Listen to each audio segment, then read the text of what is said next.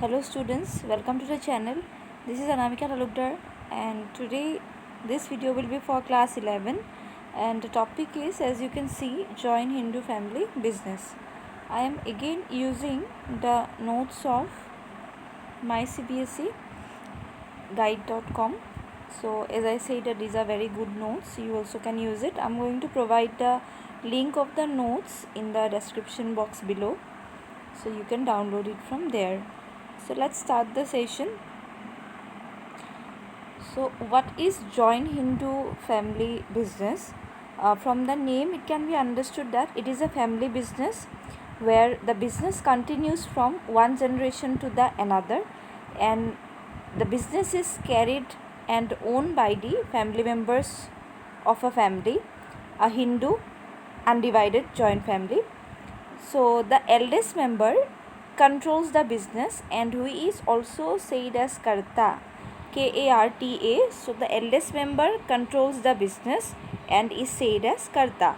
So this is only about joint Hindu family business. Now we are going to see what are the features of the joint Hindu family business. First one is formation.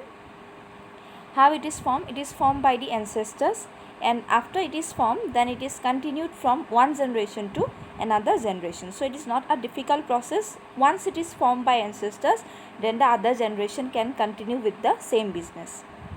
Then second point is liability.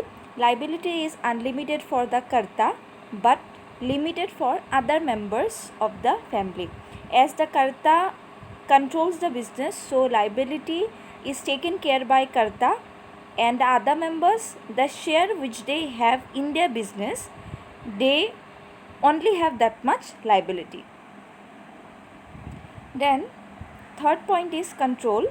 Control is with the hands of Karta. As I already said that the eldest member becomes the Karta and controls the business. Then point number 4 is continuity. So the business can be continued from generation to generation. If a generation want to stop the business, then they can, but if they do not, then it will continue from generation to generation. Then in this business, this is a special feature we can see. Minor members are present. Once a member is born in the family, in the joint Hindu family, then automatically they become the members of the business as well. So they are the minor members. Minor members, those who are below 18 years, and major, above that, they are the major members. So minor members, they also become a part of the joint Hindu family business. So these are the features. And yes, one more thing, the joint Hindu family business, it has two types. One is Dayabhaga and another is Mitakshara. Dayabhaga system is prevalent only in West Bengal, where in the joint Hindu family business, male and female member, they both have equal share. But in the Mitakshara system is prevalent in other parts except West Bengal. So there only male members, they have the power to control the business, and female members, they do not get that right. Next we are going to discuss about merits. First point is effective control. Control is effective as Karta has the control power within the family. So as the Karta is the eldest member, so other member, they listen and obey to the person, and that's why control becomes easy and effective. Point number 2 is continuity of business. It is also a merit because it continues from generation to generation. After it is started by ancestors, other generation, they don't have to think about any other procedure. They can continue with the same business. Point number 3 is limited liability of members. It means, as I already said, that Karta has unlimited liability, but other family members, they have limited liability. Only the part or the share they have in the business, that much liability they will also have. So the liability is limited for them. Then increased loyalty. Increased loyalty, it means as all the members in the business are family members, so they can trust each other. They have the trust among each other that we are the family only, so no one will be betraying in the business. So there is no like secret keeping among the members. Everyone can trust each other, and it increases then automatically loyalty among the members. So these are the merits of joint Hindu family business. Now we are going to discuss the demerits. First demerit is limited resources. Yes, of course, as it is started by ancestors, so at that time many Jain Hindu family, they did not have that much of resources to start the business, so the resources are limited as it is only brought by one family.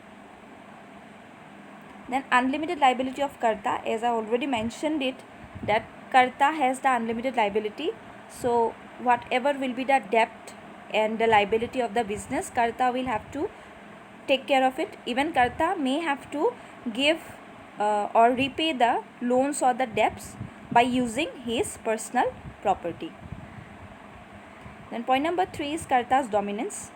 As the Karta is the eldest member and controls the business, so Karta can dominate the business. Other member will have to follow whatever Karta says. Point number 4 is limited managerial skill. Yes, because the family members looks after the business, no other person is hired from outside in this type of business. So all the family members, they may not have all the type of managerial skill which they need in the business. So sometimes it happens that they somewhere lack the managerial skills which are needed in the business, and then they have the limited managerial skill. So these are about Jain Hindu family business, about the feature, merit and demerits. So if you have understood the explanation, then like the video, and if you have any doubt in the explanation, then ask me in the comment section. And if you like the video, then you can share it with your friends also. So for today, this much only, and thank you very much.